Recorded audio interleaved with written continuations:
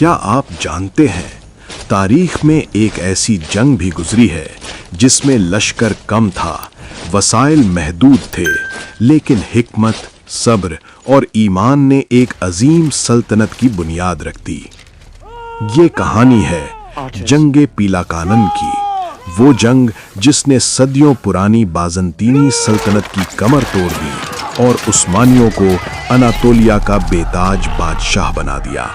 آخر ایسا کیا ہوا کہ تعداد میں کہیں زیادہ ہتھیاروں سے لیس اور تجربہ کار بازنطینی فوج عثمانیوں کے سامنے زیادہ دیر ٹھہر نہ سکی؟ آخر کیوں ایک مضبوط سلطنت کا لشکر میدان جنگ چھوڑنے پر مجبور ہو گیا؟ آئیے اس تاریخ ساز جنگ کی حیرت انگیز کہانی سنتے ہیں۔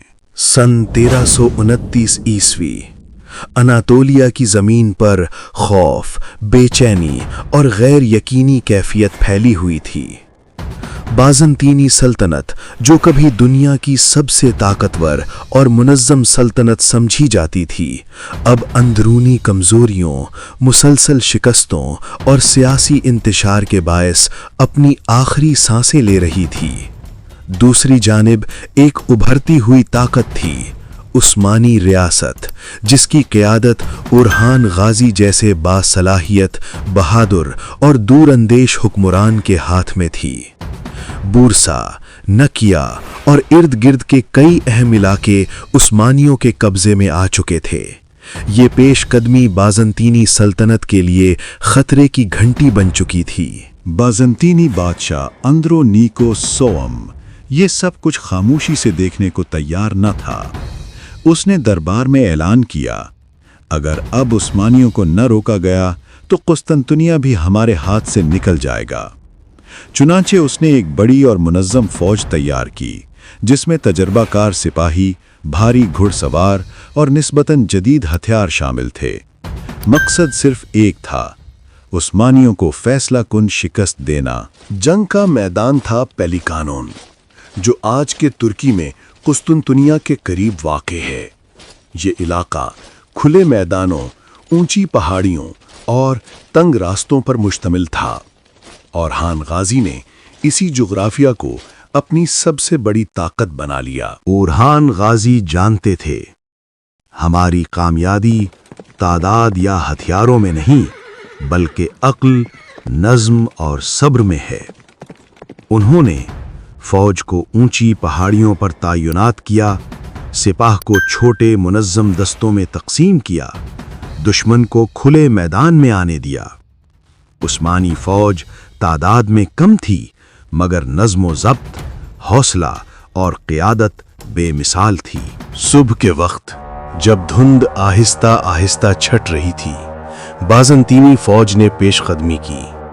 گھوڑوں کی ٹاپیں، ڈھالوں کی ٹکر اور جنگی نعروں سے میدان گونج اٹھا، مگر عثمانی لشکر خاموش تھا، پرسکون اور پوری طرح تیار۔ جو ہی بازنطینی فوج آگے بڑھی، عثمانی تیر اندازوں نے پہاڑیوں سے تیروں کی بارش شروع کر دی۔ اسی لمحے عثمانی گھڑ سوار دائیں اور بائیں جانب سے اچانک حملہ آور ہوئے۔ بازنطینی فوج اپنی ترتیب کھو بیٹھی، سپاہی گھبرا گئے، احکامات پہنچنا بند ہو گئے۔ خود بازنطینی بادشاہ اس افراتفری میں زخمی ہو گیا۔ یہ وہ لمحہ تھا جب جنگ کا پلڑا ہمیشہ کے لیے بدل گیا۔ جنگ زیادہ طویل نہ تھی، مگر فیصلہ کن ثابت ہوئی۔ بازنطینی فوج میدان چھوڑنے پر مجبور ہو گئی، قسطنطنیہ کی طرف پسپا ہو گئی۔ اناطولیہ میں اس کی طاقت تقریباً ختم ہو گئی۔ اورحان غازی رحمہ اللہ نے تعاقب نہیں کیا، کیونکہ ان کا مقصد صرف فتح حاصل کرنا تھا، نہ کہ بے جا خون بہانا۔ جنگ پیلکانن کے بعد اناطولیہ میں بازنطینی اثر و رسوخ ختم، عثمانی ریاست سب سے بڑی طاقت بن گئی۔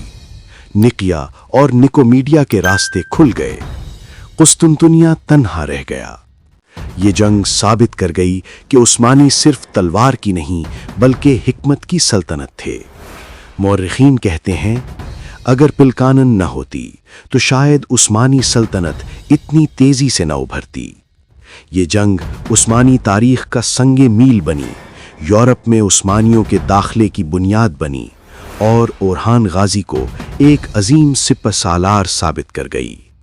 ایک ایسی جنگ جس نے تاریخ کا رخ بدل دیا۔ اگر آپ کو ایسی تاریخی، ایمان افروز اور طاقتور کہانیاں پسند ہیں تو چینل کو سبسکرائب کریں اور ویڈیو کو شیئر کریں، کیونکہ تاریخ صرف ماضی نہیں، سبق بھی ہوتی ہے۔